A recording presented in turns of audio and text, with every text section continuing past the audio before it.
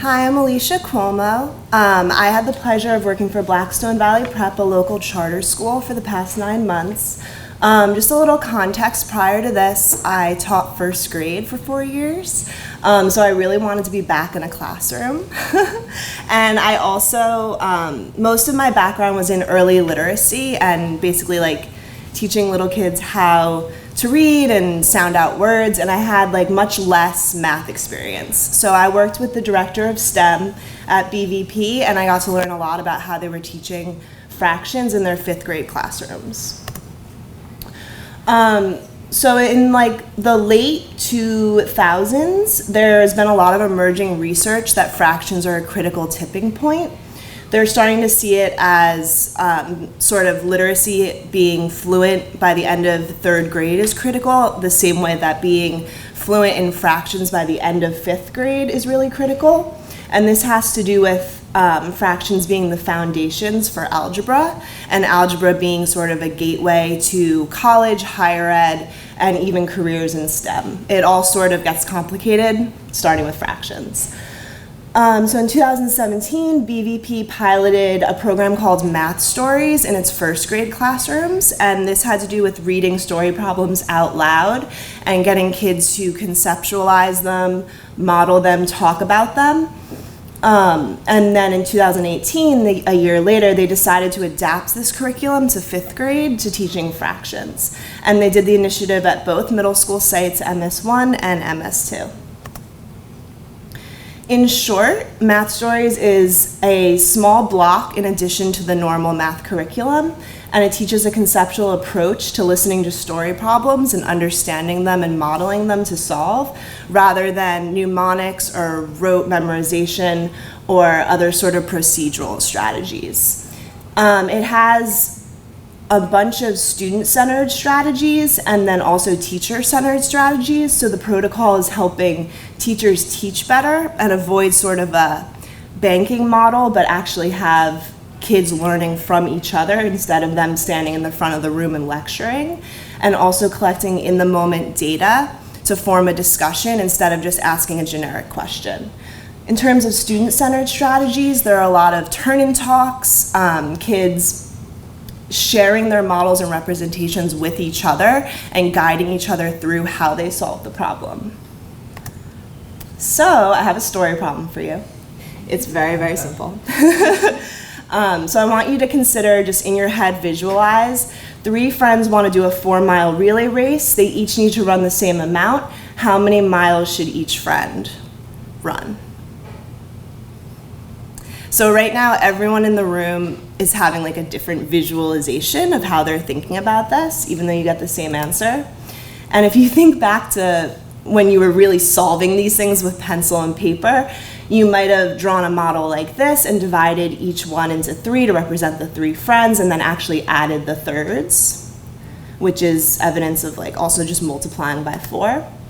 Or you could have visualized a number line and actually seen the miles as jumps. And all of this is conceptual understanding before you merely just like would multiply or write the fraction. So I was observing these Math Stories lessons, and I was seeing all this great conceptual work, but I wanted to be able to somehow measure if this program was effective. I had some qualitative questions, such as what sort of research do we want to share with the education community in Rhode Island that could affect other grade levels? What strategies can we highlight that are happening, teacher or student level? And then on the quantitative side, is there an actual measurable effect of participation in Math Stories on STAR scores? STAR is not a standardized high-stakes assessment. It's actually a progress monitoring tool that BVP uses and administers maybe 4 to 5 times a year. So these scores is what I was looking at the spring of 5th grade and the spring of 4th grade. And then, does the effect of Math Stories differ by median household income of the student's home address? Because we know in the research that these seem to be tied.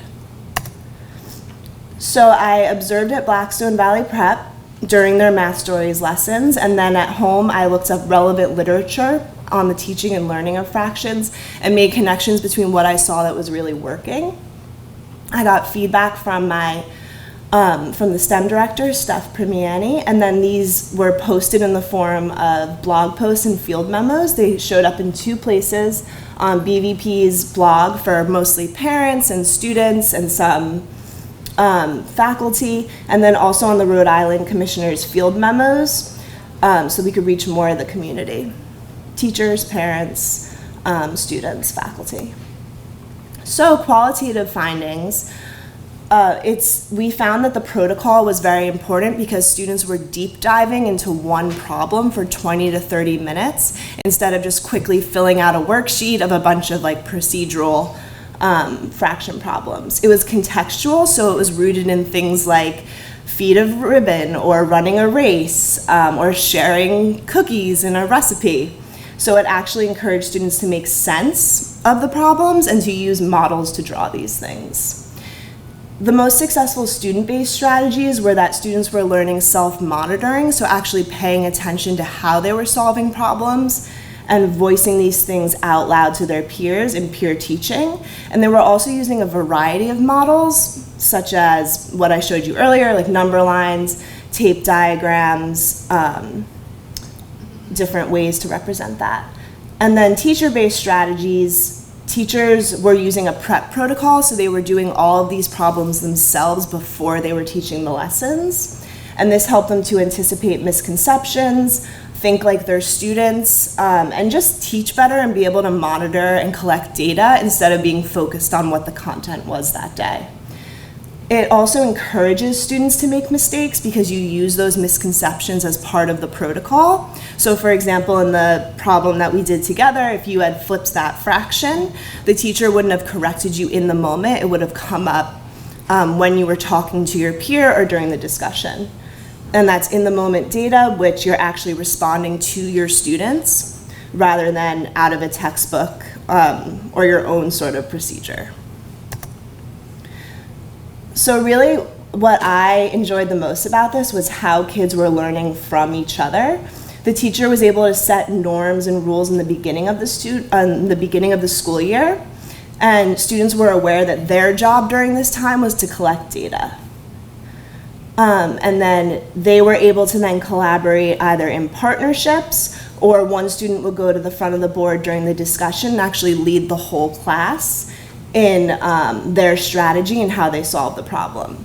And I saw this a lot in the research, that you learn the most, that's what this is showing, by teaching by interacting or teaching by explaining, not just learning something in your head for yourself. So now to get to the sort of quantitative aspect of measuring the effect of this program.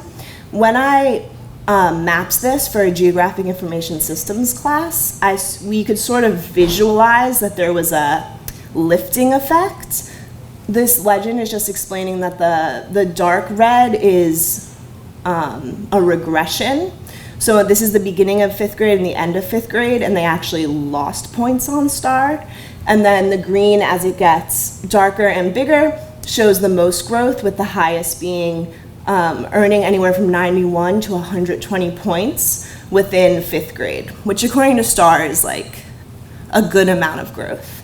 So you see that it looks like there's less red, but there's actually also less of that strong green. So you would suspect that this program is sort of lifting up the bottom students who weren't growing before, but not necessarily challenging students who are already growing a lot, which makes sense with peer learning and sort of the philosophy of this curriculum, but we can't really confirm anything just by mapping and looking at this. So I did a difference in differences analysis.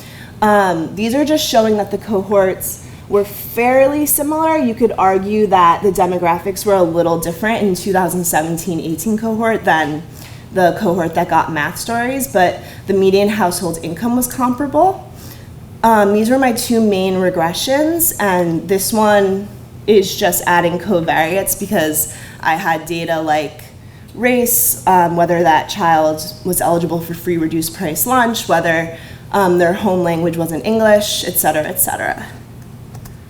And what I found was that kids who were in the Math Stories cohort earned about 9 more points on end of year STAR assessment than the cohort before that didn't have the program, but it wasn't a statistically significant result.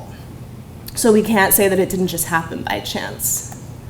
But I think that it's very typical with pilot years that you don't see statistically significant results, and I also used very limited sort of snapshot of data from 2017 to 19.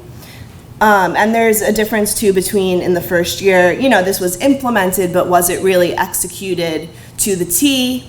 And in following years, it might be executed better than it was in the initial year where teachers are still getting trained and the protocol's new to students.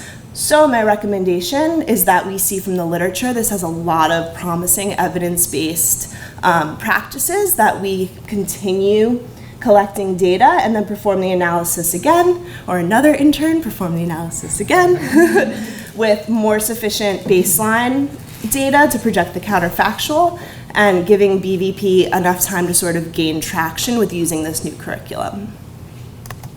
And yeah, thank you so much to the director of STEM, the data analyst at BVP, but then also I didn't list the statistics professors and Christina who helps me with the analysis. Thanks.